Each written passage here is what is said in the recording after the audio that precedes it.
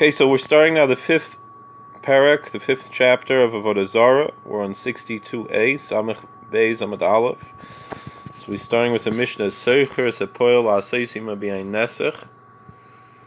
If a pagan hires a Jew to do work with him that involves handling non-kosher wine, pouring into barrels, transporting the barrels, Schari Aser, the Jew who did this work is not allowed to take the money. The money that he earns from the work is prohibited to him. Schar lasi simoi malacha cheres, afal pisha marloi havili chavis shel yayin nesech mimakim l'makim schari mutter. However, that's only if he specifically hired him to do this work, like pouring into barrels, transporting the barrels. Rashi says this: "Akum shesocher shalasi semamlacha b'yeinesach larika mikli al kli lahavir chavis mimakim l'makim." That's the way Rashi learns it. That the pagan hires the Jew to do work with him involving non-kosher wine, emptying from one vessel to another, or transporting a barrel from one place to another. B'yeinesach mamish ka'amrish nisnasich la'akum v'stam yenam ibayel lan b'gemara. But Rashi points out that specifically yayin nesech. It's not today's non-kosher wine, but specifically wine that was actually offered as a libation to an idol. And obviously today, that's not what they're doing.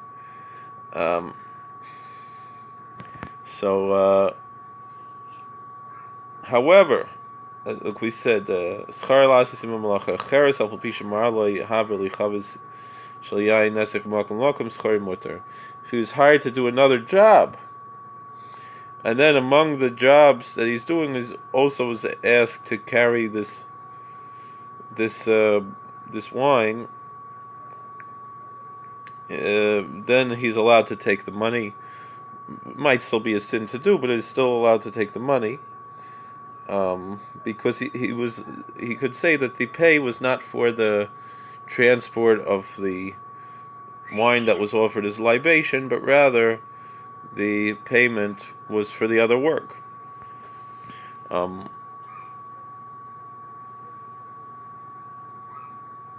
question is what if, like Rashi says, Kol sheschari mutter da afal gab de agri de yav la loy mishum malacha cheresi begemar mefarish la shapir. What if the payment wasn't for the other work? So then the Gemara is going to explain this. Weiter, the Mishnah says seichus a chamor lahavi alei nesech schar aser schar leishav aleha afal pisha niach akum lagina aleha schar mutter. If the pagan hires the Jew, he rents a donkey from a Jew to transport yayin nesech, wine that was offered as a libation to an idol, the fee received is prohibited for benefit. However, if he rented the donkey just to ride on, or some other permissible use, even though he has a flask of wine of yayin nesech of libated wine on top of the donkey, schar mutter, then because it's not included,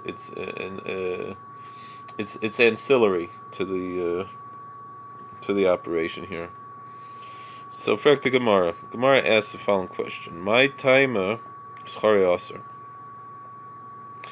Why would the wage for this work be prohibited? Would we say it's because since the wine that was offered as a libation is prohibited and benefits, so too any earnings from it are prohibited?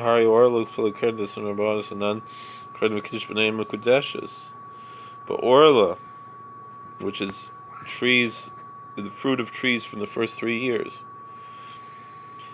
and hybrids of the vineyard are also things that are prohibited of a grapevine. Anything that's hybridized from a totally different species.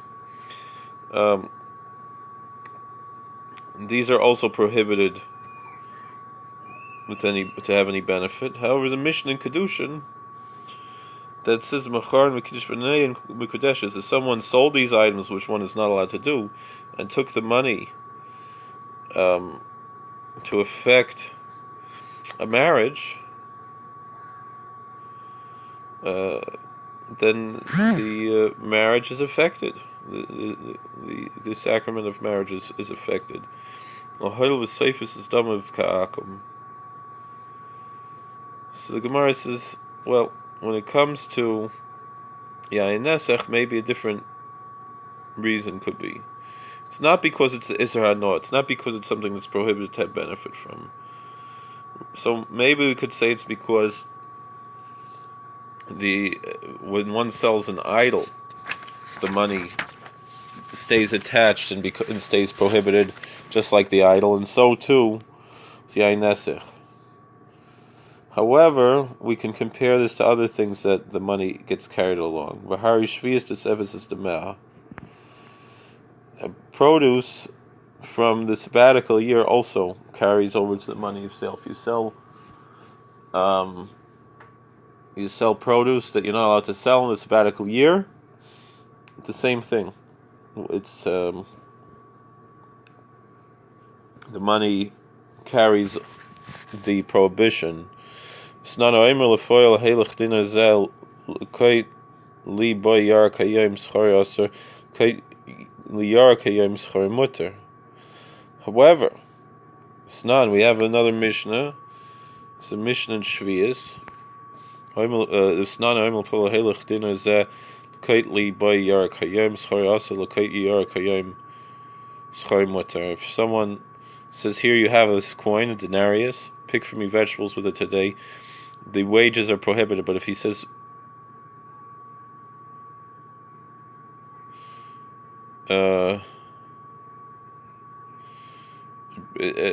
pick me vegetables today, and doesn't say it's for this money, then the wages are permitted, because it's specifically that the money is connected to the item. So this is also rejected. Amar Rabbi Abba, Amar Rabbi Yechanan. So Rabbi Abba said, name Rabbi Yechanan, Kanasu shekansu chachamim v'chamaran v'yein nesech. So he says it's just something that the sages introduced to fine for this, both for donkey drivers and for non-kosher wine. So wait a second. So, all right, we understand with the non-kosher wine that was particularly the libated wine. But what's this about donkey drivers? What kind of fine is given to donkey drivers? The Sanya, whatever brayso chamarin shahay oisin malacha b'fer shvius schar shvius. If donkey drivers are doing work with sabbatical year produce, their wages are considered also the same like sabbatical year produce. My schar shvius. What does that mean? That their wages are like sabbatical year produce, that they're prohibited like sabbatical year produce. Does it mean that we pay? It just says that their wages are sabbatical year produce. So does it mean that we pay them with sabbatical year produce? No. He's paying a debt with sabbatical year produce. That's prohibited. Because sabbatical year produce is only allowed for eating. You are allowed to eat sabbatical year produce, but you're not allowed to do business with it. The kaddish schar and kedusha shvius, does it mean that the money they make is holy like sabbatical year produce and mikaddish? Does money get holy like that? The sanya oimel lefer lahelich dinner zel lekait liyar kayem schar mutter. It was taught in a brayso, if someone told his worker on the sabbatical year, take this denarius coin and pick for me vegetables today, and he doesn't specify that it's for this coin, then his wages are permitted. But like we said before in the Mishnah, if he specifies that the payment is that with this payment he should pick the produce, then his payment is prohibited. More bias, so bias is Sachem repair Shvius. He says, well, actually, no. We could say you could pay him with sabbatical fruit. The kakasha la'achla was l'schar. And if you're going to ask, the Torah says it's to eat and not for a business purpose. They're having a halal b'tzad heter. It means he's giving it to him as a free gift in a permissible manner. Because it's not layem adam lechaveroi. As the Mishnah in Meiser Sheni says, a person shouldn't tell his friend, or on Amud Beis,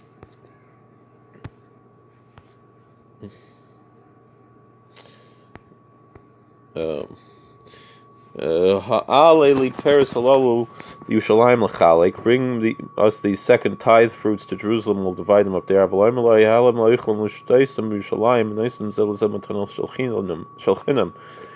But he could say, bring them up, let's eat and drink together in Jerusalem, and they're just giving a free gift, and then it's, even though he's getting paid, but it's not actual payment. But Rava disagrees with the Bai. He said, no, actually, the money is wholly like Shemitah money, or the Kakashalach Poil. So, what kind of question do we have with a worker? Poil, like Nafish Agri, like Consular Abanan. Why don't we say the same thing with the worker? So the thing is, the worker doesn't make a lot of money, so the rabbis didn't find him.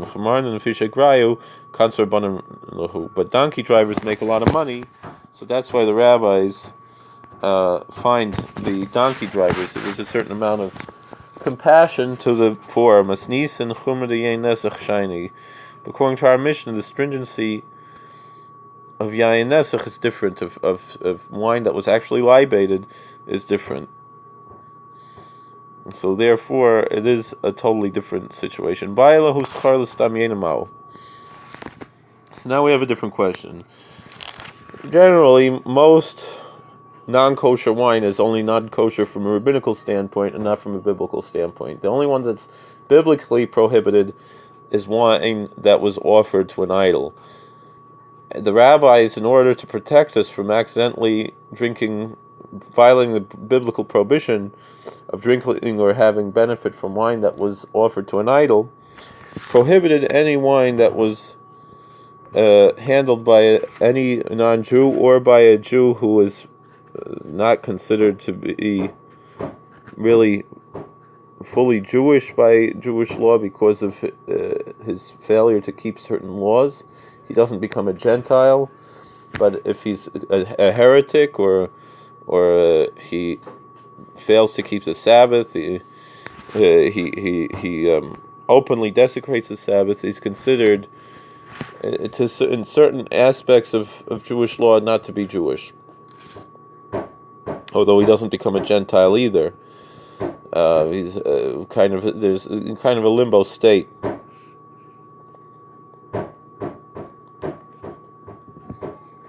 So all of those wines are considered stam yenim. They're considered wine that's rabbinically prohibited if they were, because we are worried that such people might actually offer them as an idol, as a libation to an idol. Even if there's someone from a religion that doesn't, even if we know that as a Gentile doesn't worship idols, still it's a rabbinical law lest we come to do business with other Gentiles who do, and so forth. So what's the law with the money that was made from working with wine that's only rabbinically prohibited?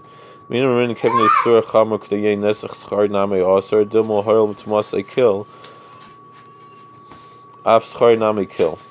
So we say, since we're strict against this wine, just like yain nesach, particularly if it belonged to a pagan, we consider it also aser ba'anoah, according to rabbinically speaking.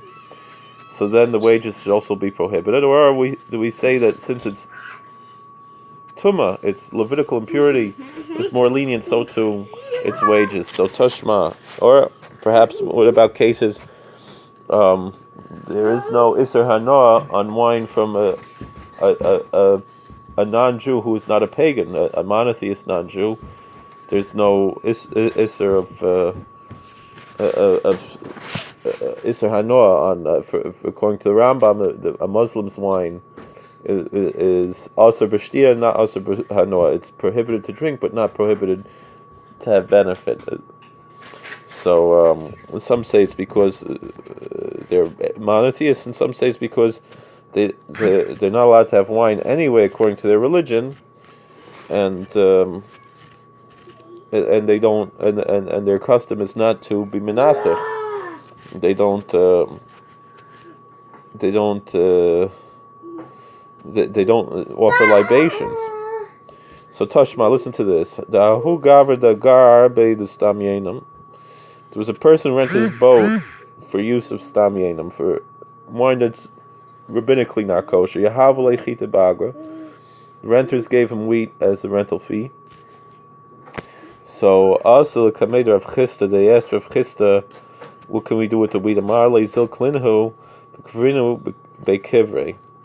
He said, go burn this wheat and bury the ashes in the cemetery. You can't use the wheat. So why didn't he say scatter without burning it? People might come and be confused about it.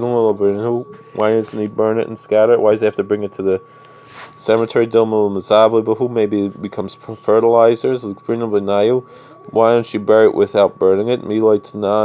Echad Evan Sheniskal Ba, Echad H Nislalav, Echad Saif Shnerg Boy, Echad Sudish Nechlik Boy Kulam Nikbarmi Mai. Of a Brisa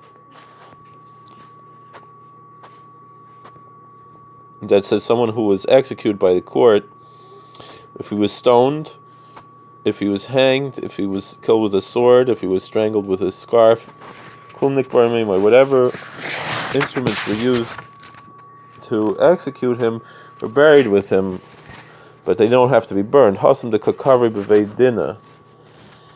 So he said that's because the cemetery where they bury executed criminals belongs to the court.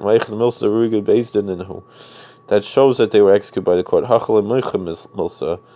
But this is not so evident.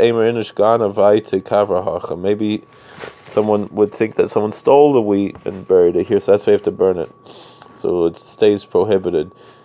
So Gemara tells the following story: the Ve'er Biyana Yasfe Perish Maniyim. There were some people from Rabbi Yanai's family, from his household, borrowed sabbatical produce from poor people in the sabbatical year. They paid them back on the 8th year. So Rabbi Yochanan said they did the right thing.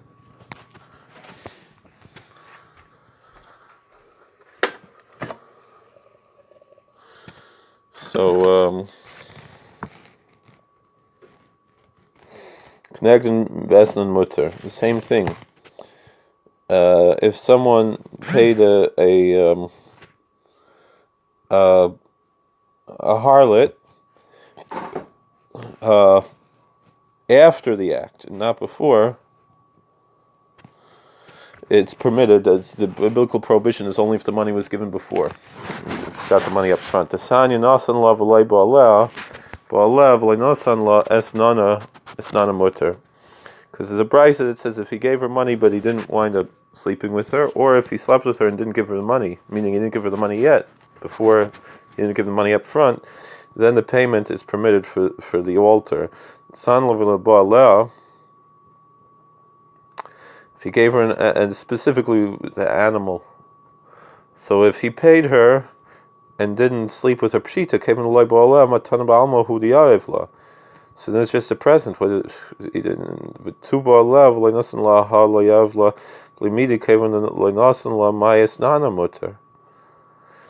if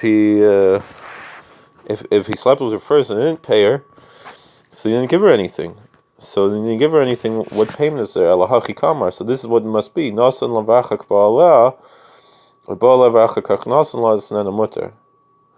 If he paid her first and then slept with her, or he slept with her first and then paid her, so then the payment is permitted, meaning it's only prohibited if it was given exactly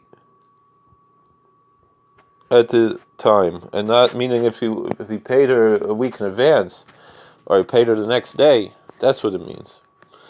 Then it's not considered esnan zayna. Nosan lavacha k'baleh. So if he paid her and then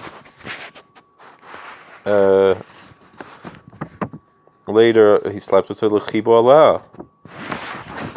When is that? Leichol aloy yisrael and l'mafreya. Then once it happens, then it should retroactively be considered esnan zayna and be prohibited to be offered on the altar. Amar B'Elazar k'shad kadma v'krivatu. So Belazar says it means that before it happened, before the sin was done, she already brought it as a sacrifice, and then it's then she didn't do anything wrong. All right, thank you for watching. God bless. Please like, share. I mean, she did something wrong with the sin, but not with but the offering is still a valid offering. All right, thank you for watching. God bless. Please like, share, and subscribe. Comment. All the best. And we'll stop it here. That was 62.